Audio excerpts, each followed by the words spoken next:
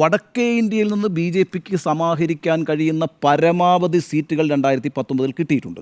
എന്നാൽ ഉത്തർപ്രദേശ് 62 സീറ്റാണ് B J പിക്ക് കഴിഞ്ഞ പ്രാവശ്യം കിട്ടിയത്. ഒന്ന് ആലോചിക്കണം, അന്ന് അവിടെ ഇന്ത്യ സഖ്യമില്ല. സമാജ്വാദി പാർട്ടിയും BSPയും തമ്മിലാണ് സഖ്യം. അവർ 15 സീറ്റ് പിടിച്ചിട്ടുണ്ട്.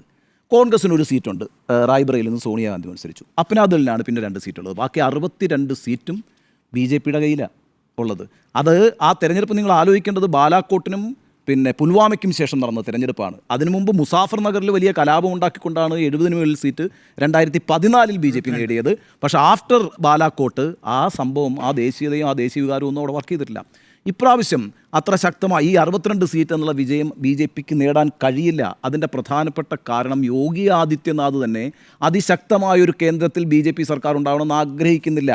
അതിൻ്റെ കാരണം അങ്ങനെ വന്നു കഴിഞ്ഞാൽ പിന്നെ അമിത്ഷാ വളരെ ശക്തനാവുകയാണ്. യോഗി ആദിത്യനാഥ് അദ്ദേഹത്തെ കാണുന്നത് ഇന്ത്യയുടെ ഫ്യൂച്ചർ പ്രൈം മിനിസ്റ്ററായിട്ടാണ്.